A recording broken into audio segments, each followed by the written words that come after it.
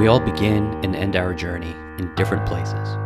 Along the long journey we call life, we are faced with innumerable tribulations, triumphs, and grievances. The truth is, where we begin and where we end this journey is meaningless unless the minuscule period known as your life, relative to how old your religion or lack thereof says the world has been in existence, is a story told long after you're around to tell it. This isn't another motivational bullshit speech conceived upon a momentary tragic event. This isn't another get your shit together already, life is short rant. You've heard that before and you'll hear it again. If you haven't taken action after that inspiring TED Talk, you're not going to change that habit anytime soon, no matter how many stories I tell you about high school kids I personally know who were in the building, feet away from fatality. I'm literally right there with you.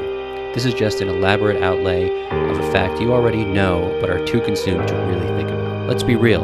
We'll talk about gun control, we'll debate and grow increasingly frustrated with the other side, and in the end, we'll eventually move on to just another socioeconomic debate without any real change.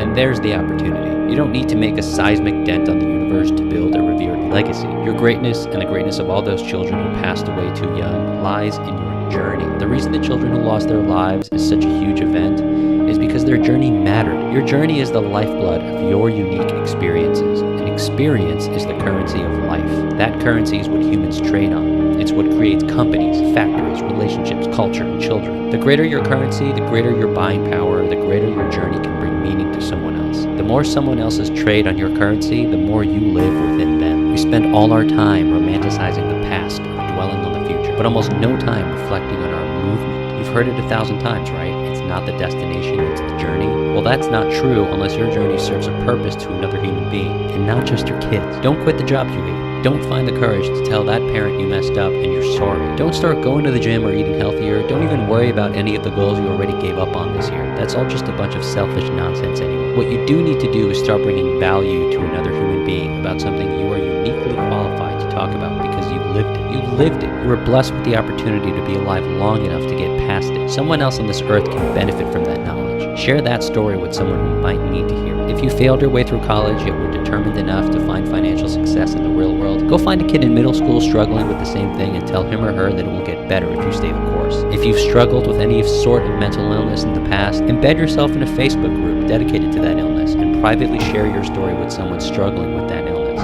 If you failed miserably at starting your own company, yet still live to make it through with your health and mortgage payments intact, go find a young entrepreneur and tell him or her the risk isn't as big as it seems when you're 23 years old. You don't need to do this every day. You don't even need to do this every week or month. You need to do this one time, just once. Type your story, record your voice, or make a video. Find one person on the internet and share that story. The journey these children were promised never came to fruition, and they can no longer traverse that path. The tragedy is not just the loss of life, it's the loss of experiences. I'm not asking you to stop taking your experiences for granted and start walking around with some renewed sense of gratitude. I'm asking you to share your currency with another individual, because perhaps someone else can benefit from that coin more than you can or already have. We don't need thoughts and prayers. We need to start giving. We need to start highlighting the journey. Otherwise, who cares that it even happened?